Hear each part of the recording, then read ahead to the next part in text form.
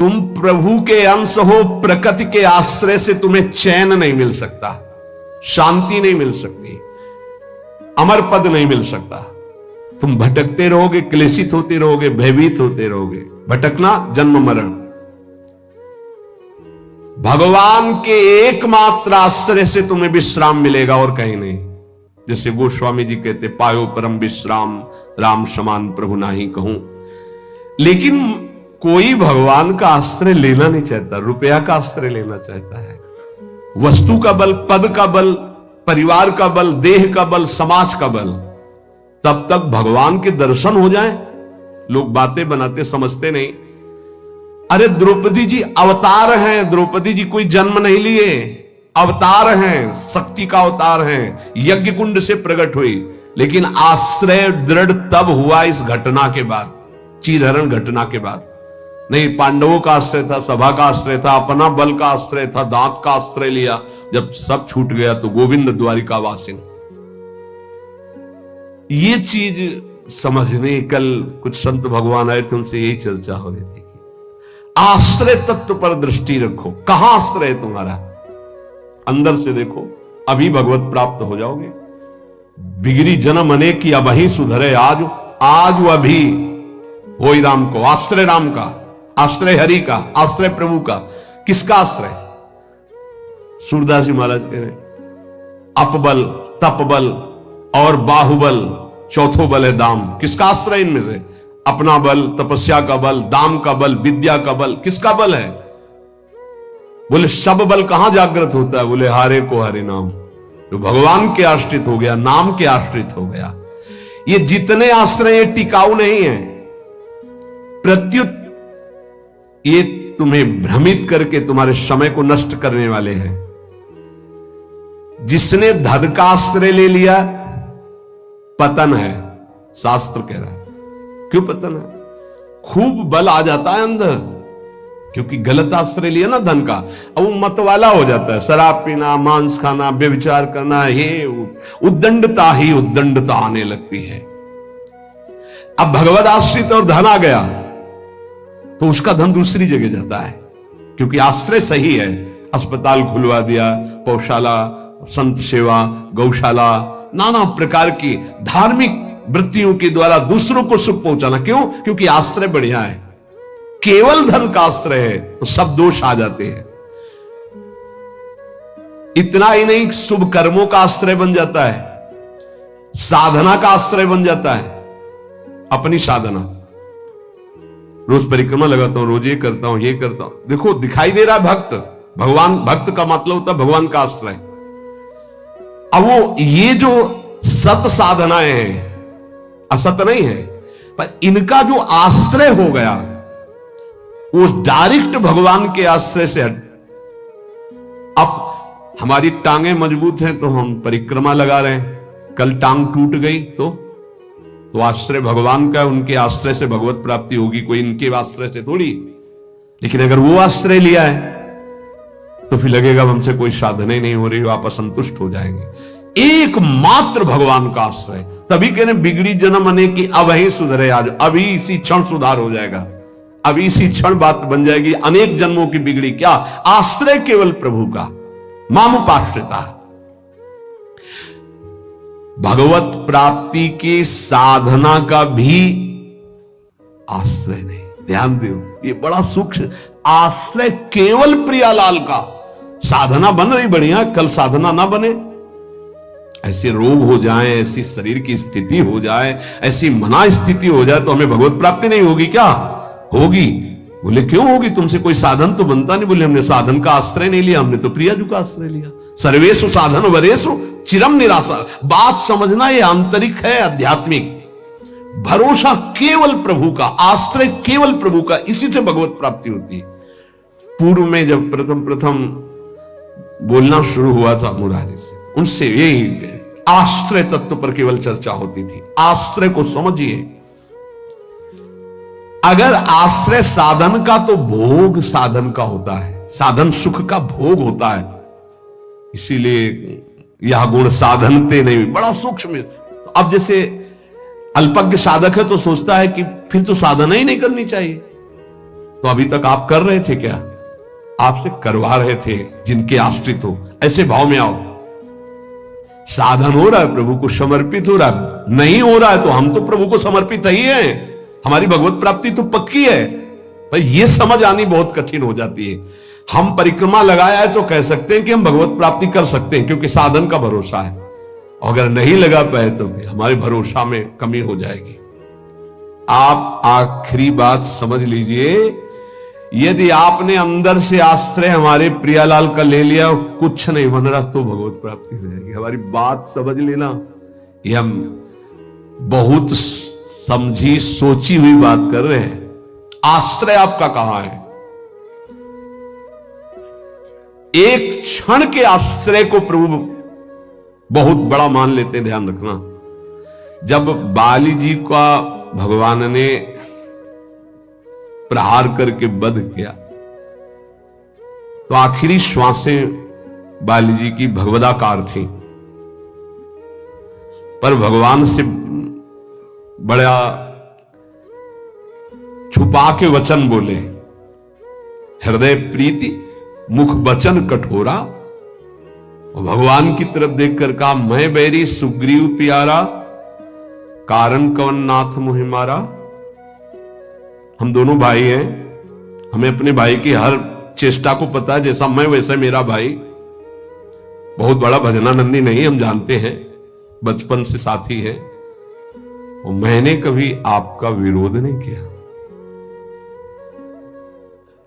आपने मारा क्यों मुझे? जो सूक्ष्म बात, भगवान तुम ये जानते थे कि सुग्रीव मेरे आश्रित हो गया है? अरे अभिमानी, मेरे आश्रित का वैरी मेरा वैरी होता है। तो कितने दिनों के आश्रित हुए थे सुग्रीव जी? कोई माला चलाई थी, ध्यान किया था, तपस्या की थी, और निष्काम आश्रय नहीं था, सकाम आश्रय था। बाली मारा जाएगा, मैं किष्किंधा का राजा बनूंगा, और राजा बन गए। महाराज जी राम जी प्रवर्षण पर्वत पर रहे, एक दिन भी दंडवत करने न दिन में गए न शाम के गए, 4 महीना नहीं गए। फिर वहां से भयभीत वाले वचन जब भगवान लक्ष्मण जी को जाके बोल दो कि जो बाली को वही बाण तूड़ीर में है उसमें, तब आके दंडवत, नाथ विषय हरि लीने से क्या ना। हम आपको बात बता रहे हैं प्रमाण सहित। भगवान ने जो वचन कहे उस बहुत मानने और समझने वाली बात। तुम जानते थे कि सुग्रीव मेरे आश्रित हो गया। अरे अभिमानी, तुम मारना चाहता मेरे आश्रित का वैरी मेरा वैरी, मेरे आश्रित का मित्र मेरा मित्र, इसलिए मैंने तुम्हें मारा। फिर वो आगे की जो बात अनुज बधु भगनी सुत नारी व्यवहारिक की बात कही, आंतरिक बात जो कही, मेरा शरणागत मेरे आश्रित। अन्य आश्रय टिकाऊ नहीं है, पहले दिमाग में रख लो। यहां तक कि साधना का आश्रय भी। इसीलिए सर्वेषु साधन वरिष्ठ चिरम निराशा। साधना का आश्रय साधन का भोग करवाने लगता है। साधन का भोग क्या होता है? एक अहम में सुख। दिन में 3 परिक्रमा लगाता हूं वृंदावन की, वो अहम में जो आश्रय बैठ गया साधना का, ये अहम भोग कर रहा है उसका।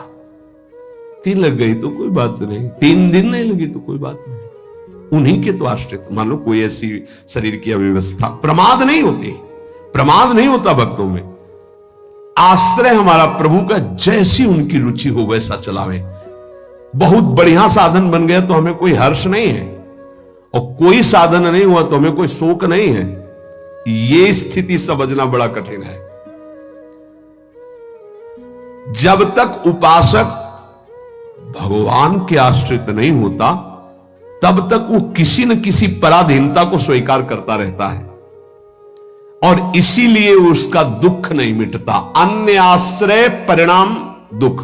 ध्यान रखना, प्रभु के सिवा अन्य आश्रय बराबर दुख, प्रभु का आश्रय बराबर सुख दुख की निशानी नहीं। संसार में प्रगट आश्रय भोगों का, शरीरों का, पदों का, धन का बड़ा आकर्षण है। स्त्री का आश्रय, पुत्र का आश्रय, मकान का आश्रय, बड़े बड़े आश्रय हैं अंदर। जब तक ये आकर्षण रहेगा तब तक भगवान में आकर्षण नहीं होता। और अंदर सब आकर्षण में वही कृष्ण का है। भगवान का आश्रय होते ही त्रिभुवन की प्रिय से प्रिय वस्तु से राग खत्म हो जाएगा। ये पहचान है, कोई प्रिय नहीं लगेगा। वही प्रिय लग रहे हैं, उनके सिवा वास्तविक आज भी किसी को कोई प्रिय नहीं लगता। अगर वो अंतर ध्यान हो जाए तो उस शरीर को फूंक दिया जाता है, जला दिया जाता है, गाड़ दिया जाता है। क्या ये प्रियता रही? प्रियता तो प्रभु से ही थी। देखो, प्रगट में देखने वाले की दृष्टि में और वर्तमान की स्थिति में बड़ा अंतर हो सकता है। ऐसा नहीं है कि आप जो दृश्य देख रहे हो वो दृश्य वैसा ही हो। आपकी देखने की क्या शैली है? एक बार यही बात अकबर से जब कहा बीरबल ने कि देखी हुई बात गलत हो सकती है, अपना चिंतन जैसा होता है वैसे ही दृश्य दिखाई देता है, उसको भी समझना चाहिए, ना कि जो हमें दिखाई दे रहा है वही सत्य है। ऐसा कैसे हो सकता है? जब हम देख रहे हैं तो सत्य क्यों नहीं हो? तो उनका कभी ऐसा आपके सामने प्रश्न आवे तो बताना, फिर हम आपको उत्तर देंगे।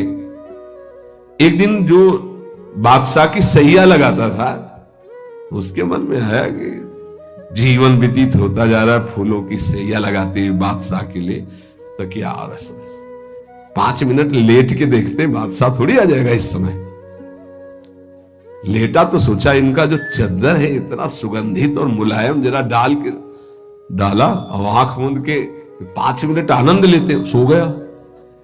अब भैया कहां चारपाई में सोने वाला, कहां बादशाह की सैया में। और दरबार में उनको विलंब था, तो जो उनकी पत्नी थी वो वहां गई। आज महाराज बिना कुछ खाए पिए बात किए, हमें लगता कोई सीरियस मैटर रहा होगा, थकित होकर के सो गए, पार्श्व में वो सो गए। अब बादशाह आया तो देखा मेरी सैया में कोई पुरुष और हमारी पत्नी, तलवार खींची तो कहा, उसने कहा था बीरबल ने कि दृश्य झूठा हो सकता है। उसको बुला के कहते हैं एक दृश्य कहां से झूठा हो सकता है, मैं सत्य देख रहा हूं। बुलाया और कहा कि तुम कहते थे दृश्य झूठा हो सकता है, देखने वाले की क्षमता के अनुसार दृश्य दिखाई दे। मैं देख रहा हूं मेरी पत्नी किसी गैर पुरुष के साथ पड़ी हुई, ये झूठा है? बोले महाराज झूठा भी हो सकता है। झूठा ही है मैं ऐसा नहीं कहता, लेकिन झूठा भी हो सकता है। अब कौन पुरुष है हमें तो पता नहीं, लेकिन आप 2 मिनट खंभे की आड़ में रुकिए। रानी को जी बोले आप किसके साथ सो रहे? महाराज के साथ। बात नहीं की? बोले थके थे, सो रहे थे इसलिए जगह नहीं, पार्श्व में सो गए। ठीक है आप जाइए, हम महाराज को जगा के ला रहे हैं क्योंकि भोजन नहीं पाया, इनको पवाना है। हाँ ठीक है। पर्दा हटाया तो वो फूल भी छले हुए। वो तो घबरा रहा था एकदम, तो उनका मालिक जान बचा लो, मुझे ऐसा ऐसा आया इसलिए। नहीं तो किसके साथ? बोले हमारे साथ तो कोई नहीं था। बादशाह पर्दे की आड़ में सुन रहे, बोले चुपचाप भाग जा, अगर बादशाह जान गए तो मार भागा। बोले सरकार देखा दोनों निर्दोष थे, यदि आप मारते तो दोनों की हत्या आप कर सकते थे, लेकिन दोनों निर्दोष थे। हमारी दृष्टि प्राकृतिक दृश्यों का फाइनल नहीं कर सकती, फिर सच्चिदानंद का कैसे? तो हमें अपनी दृष्टि सुधारने, वीत राग, जिनका राग बीत गया है, अर्थात परम वैराग्यवान, भगवत लीला का रसास्वादन, इसलिए परम वैराग्यवान परमहंस शिरोमणि सुखदेव जी को श्रीमद् भागवत कथन का अधिकारी श्री भगवान व्यासदेव जी ने जान करके भागवत दी। जब कोई प्रभु से विमुख हो जाता है तो नाशवान पदार्थों में और शरीर में, ये नाशवान है, इसमें राग हो जाता है। अब ये राग उससे पापाचरण कराता रहता है, वो भगवान की लीलाओं को नहीं देख सकता। हमारा सच्चिदानंद प्रभु की प्राप्ति का पहले भूमिका समझ ले। जब कोई तीनों रागों से, 3 प्रकृति के गुण, 3 शरीरों की रचना, तीनों लोकों का वैभव, तीनों रागों से जो मुक्त हो जाता है वो भगवत प्राप्त होता है। भगवत प्राप्ति में भी बड़ा भेद है कई तरह का। भगवत प्राप्ति में भी जो रस सिद्ध महापुरुष है वो गोपी भाव को, जो उनसे भी सहचरी भाव को, आपकी दशा का है देह भाव में हो। अब देह भाव से देखोगे तो क्या दिखाई देगा? जैसा चश्मा वैसे दिखाई देगा। इसलिए लीला का वास्तविक रहस्य कौन जानता है? बोले वीतराग। कौन वीतराग? बोले जो परमात्मा से विमुख है उसका नाशवान प्रकृति के द्वारा रचे हुए वस्तु, व्यक्ति, स्थान, शरीरों में राग हो जाता है। वो राग जिसका नष्ट हो चुका है उसे कहते हैं वीतराग, परमहंस। ये राग कामना पैदा करता रहता है, रजोगुण से राग उत्पन्न होता है और राग से अप्राप्त की प्राप्ति की चाह का नाम कामना है। मैं ये भोग लूं, जो सुना, जो पढ़ा, जो देखा वो भोग लूं, प्रकृति का कामना कहते हैं। कामना जहां उत्पन्न होती है तो प्रिय पदार्थों का भोग भोगने से लोभ होता है, प्रिय पदार्थों के भोगने में बाधा पड़ने पर क्रोध होता है। भगवान कह रहे हैं कि वीतराग भय क्रोधो मन मया मामुपाश्रिता। जिसका राग नष्ट हो चुका है और जिसका क्रोध नष्ट हो चुका है, क्रोधी नहीं और भय नहीं है। भय, जब तक आप पापाचरण करेंगे तो बिना किसी भय के भी आपको भय लगता रहेगा। ध्यान रखना, हृदयों में देख लेना। अगर भय लग रहा है आपको, अव्यक्त भय, कहीं ऐसा न हो जाए, कहीं ऐसा, आपका मन मलिन है और आपने पापाचरण किए हैं, वो आपको भयभीत करते रहेंगे। जो भगवत शरणागत निर्मल हृदय वाला होता है उसके अंदर निर्भयता आती, निर्भय, निश्चिंत, निशोक। भगवान कह रहे हैं जो राग रहित है और भय रहित है। भय एक ही जगह आता है।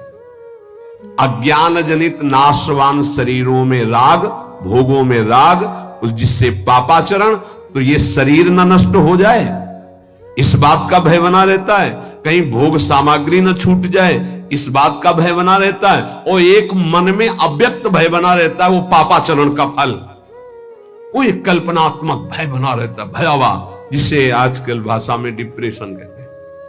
वो बेमतलब की बातें सोच सोच कर डरता रहेगा। लेकिन भजन, भगवद आश्रय, ये निर्भय करता है, भय नहीं रहता। जब हमारी कामनाओं की आपूर्ति होती है तो क्रोध आता है, लेकिन भक्त की अगर कहीं वो कामना वाला भी अभी है, आपूर्ति होती तो कृपा मनाता, बड़ी कृपा हुई, भले ले दिया, नहीं मेरा मन फंसा देता। पूर्ति हो गई तो बहुत दुलार है, बड़ी प्रभु की दुलार वृत्ति है, वो प्रभु की तरफ ही देखता है, पूर्ति में भी अपूर्ति में। इसलिए ना वो तो लोभ से बंध पाता है ना क्रोध से।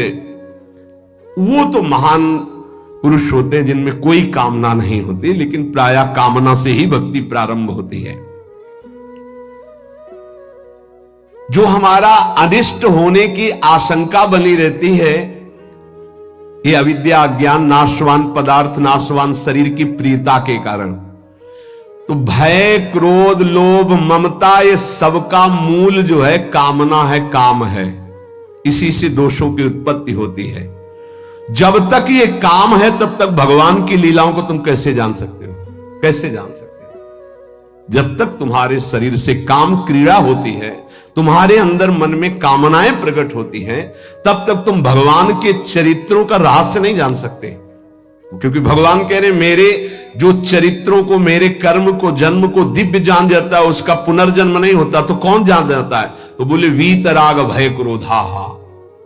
जिनका राग नष्ट हो चुका है, जो निर्भय हो चुके हैं, जिनके हृदय में क्रोध नहीं है, और भगवान कह रहे मनमया मामुपाश्रिता, मनमयाहा, जो मुझ में तल्लीन है, रात दिन नाम जप कर रहे, भगवत ध्यान में, मामुपाश्रिता, मेरे ही आश्रित है, मेरा ही चिंतन, मेरा ही आश्रय, अंदर से किसी से कोई राग नहीं है, किसी भी भोग की, भोगने की इच्छा नहीं है। उस इच्छा की जब वृत्ति नहीं तो क्रोध और लोभ की संभावना ही नहीं, और जब इच्छा ही नहीं तो पापाचरण नहीं, तो भय नहीं हो। भय केवल पापाचरण से होता है। निर्विकार हृदय कूटस्थ स्वामी थे, हिमालय में भ्रमण कर रहे थे, एक शेर की गर्जना हुई, घुर्राता हुआ सामने आया तो छड़ी लिए हुए थे, पूज्य पादुड़िया बाबा का, ऐसे छड़ी लगा खड़े हो गए, बोले यार सुन, तेरा आहार अगर ये निश्चित हो चुका है तो तू गुर्रा मत इसे खा ले, अगर आहार नहीं निश्चित हुआ है तो तू जा। वो चला गया। कितने निर्भय कि सिंह के सामने भी एकदम ऐसे, क्यों? क्योंकि वीतराग है, शरीर से राग नष्ट हो चुका है। श्री भगवान कह रहे कि माम उपाश्रिता, देखो बहुत सुंदर बात कह रहे, ध्यान देना। अपने लोगों का स्वभाव है बिना आश्रय के जी नहीं सकते, किसी न किसी का आश्रय, शरीर का आश्रय, रुपए का आश्रय, विपरीत शरीर का आश्रय, पद का आश्रय, विविध भोगों का आश्रय, नशा आदि का आश्रय, बिना आश्रय की जी नहीं सकता। आप ये समझ लो, ऐसी मान्यता हो चुकी है। और आश्रय अगर ये सब छोड़ दे तो अमर हो जाए, उसको लगता है मैं मर जाऊंगा बिना इसके, वो अमर हो जाए। यही माया का भ्रम है। किसी न किसी का आश्रय लिए रहता है, कभी भी वो आश्रय टिकाऊ नहीं है। ध्यान देकर देखिए क्या टिकाऊ है। मनुष्य शरीर टिकाऊ है? नहीं। Bank balance? नहीं। कोई पदार्थ पदवी? नहीं। बहुत ध्यान देने योग्य बात है। परमात्मा के अंश तुम्हारे अंदर जो एक आश्रय लेने की वृत्ति प्रकट हुई है प्रकृति से, यही बंधन है। और इस बंधन को तुम तभी छुड़ा सकते हो जब प्रकृति को जिसने रचा उसका आश्रय ले लो, परमात्मा का, प्रभु का। भगवान का अंश जब तक प्रकृति के कुछ भी आश्रय रखेगा तब तक वो भय, क्रोध, लोभ, राग इनसे पिटता रहेगा, चिंता, शोक, नाना प्रकार की। वीत राग, बहुत सुंदर बात है। लीला का निर्विकार स्वरूप अनुभव देखो। अगर गोपी प्रेम में तनिक भी कोई ऐसी बात होती तो परमहंस श्री सुखदेव जी जो लौटकर अपने पिता का मुख नहीं देखा, जब पुकार रहे थे, माता को तो देखा ही नहीं, वो भला ऐसे विलास को कभी गा सकते थे? विचार कर। बृहस्पति शिष्य उद्धव बंदे नंद ब्रज स्त्री राम पादरेणु सा अंतिम समय स्तव का गायन करते। भीष्म जी उस समय गोपी जनों का चिंतन करते हैं, भगवान की उस लीला विलास का। क्या है ये गोपी प्रेम? कोई ऐसी रहस्यमयी प्रेम वृत्ति है जो बड़े बड़ों को समझ में आने वाली नहीं है। इसलिए गायन करें। गायन से आप रास पंचाध्यायी के फल स्तुति को पढ़िए, उसमें लिखा है ये श्लोक, पुरा में याद नहीं, विक्रीडितम ब्रजबधु भीरदम च विष्णु, इस श्लोक में है कि जो श्री कृष्ण की इस रासलीला का जो गोपी जनों के साथ भगवान अद्भुत सुख वर्षा कर रहे हैं, इसका जो गायन करेगा, पाठ करेगा, वो हृदय रोग से रहित हो जाएगा। ये हृदय रोग को निर्मूल करने वाली लीला, अर्थात काम का सर्वनाश करके प्रेम प्रकाशित करने वाली। श्रीमद चतुरासी जी की फल स्तुति में लिखा है, भवजल निधि को नाव और काम पावक को पानी। काम रूपी अग्नि को शांत करने के लिए लीला जल है। चतुरासी जी का गायन निष्काम करके प्रेम प्रकट करता है। यहां प्रार्थना है, अर्थ की तरफ दृष्टि मत ले जाना। अगर अर्थ कभी आप पढ़ भी ले तो उसको चिंतन में मत आओ, उसको छोड़ दो। जब तक आपकी भाव दशा ठीक नहीं, अभी आपके अंदर काम आता है, आपके अंदर नाना प्रकार की वासनाएं हैं, आप नहीं समझ पाएंगे। आप उसे प्राकृतिक भाव से अगर देखेंगे तो बात ठीक नहीं, क्योंकि प्रिया प्रीतम सच्चिदानंद में आपकी बुद्धि प्राकृतिक भाव सच्चिदानंद पर आरोपित करना, फिर वो बिगड़ जाएगा। इसलिए यहां प्रार्थना करते हैं, नवनिवृत्त निकुंज के पदों का गायन, चिंतन भागवत गीता जी के सिद्धांतों का, देह राग को शिथिल करके फिर चिंतन जो प्रकट होता है वो आंसुओं से भींगे हुए कपोल वाला होता है। गदगद सुर नैना सजल दंपति रस रहे भीन। इसलिए उपासक को चाहिए कि जब तक देह भाव शिथिल न हो जाए तब तक ऐसे ऐसे श्लोक रस भरे हैं जिनको आप बिल्कुल नहीं समझ सकते। इसलिए भगवान की अवतार लीला, भगवान के उपदेश, देखो शास्त्रों में हमने पाया कि जब अपने शिष्यों को उपदेश गुरुदेव करते हैं तो उनसे कहते हैं कि देखो भाई, मेरे उपदेश से जो मेरा आचरण न मिलता उसे कभी स्वीकार मत करना। मेरे उपदेश से जो मेरा आचरण या शास्त्र की आज्ञा से जो मेरा आचरण न मिलता हो उसे कभी अनुकरण मत करना। क्यों? क्योंकि तुम्हारी स्थिति नहीं है, तुम अनुकरण करोगे परास्त हो जाओगे। मेरा जो तुम्हारे लिए उपदेश है, शास्त्र की जो आज्ञा है, उसके अनुसार चलना। आप सोचो, जगत गुरु भगवान श्री कृष्ण की लीला का कोई अनुकरण कर सके? जैसे रास लीला का नहीं, भगवान इतनी गोपियों के साथ नृत्य कर रहे, भगवान के इस दिव्य प्रेम विलास को तुम रास किसको संबोधन कर रहे? मुझे रास रचा के आ रहा है, घोर अपराध भरे शब्द बोल रहे हो। भगवान रास जो कर रहे हैं वो आत्म स्वरूप का विलास है, वो किसी व्यक्ति या स्त्री पुरुष का नहीं है। भगवान ने जो कुछ लीलाएं ऐसी की जिनका अनुकरण स्वाभाविक करके हम प्रेम मगन हो सकते हैं, कुछ लीलाएं हैं जिनका गायन करके प्रेम में मगन हो सकते हैं, कुछ लीलाएं हैं कि पढ़ सुन करके हम गर्वित हो सकते हैं, मेरे प्रभु ऐसे। तो रास लीला के पहले भगवान की जैसे लीला एक आती है गोवर्धन लीला, फिर रास लीला। चलो रास लीला तुम करने के अनुकरण करने की बात करते, चलो गोवर्धन लीला करो। नहीं, भगवान जो लीला करते हैं उनका अनुकरण करो, गोवर्धन लीला करो। अब भी 21 किलोमीटर के महाराज हैं गिरिराज जी। श्री कृष्ण चंद्रजू जो लीला कर रहे हैं वो गायन करनी है, अनुकरण करने की सामर्थ्य किसमें है? किसमें है? भगवान शंकर ने हलाहल जहर निकला समुद्र मंथन से, यहां रोक लिया, तुम एक कुल्ला पानी रोक के दिखाओ, पानी और हलाहल जहर रोक लिया। तो सामर्थ्यवान महापुरुषों का आचरण वही अनुकरणीय है जो शास्त्र सम्मत है, जिनका वो आदेश कर रहे हैं कि आप ऐसा कीजिए। हर बात अनुकरणीय नहीं है, क्योंकि वो किस दशा में किस स्थिति में है। इसीलिए यहां भगवान कह रहे मेरे जन्म कर्म की दिव्यता को कौन जानेगा, और जो जानेगा उसका पुनर्जन्म नहीं होगा।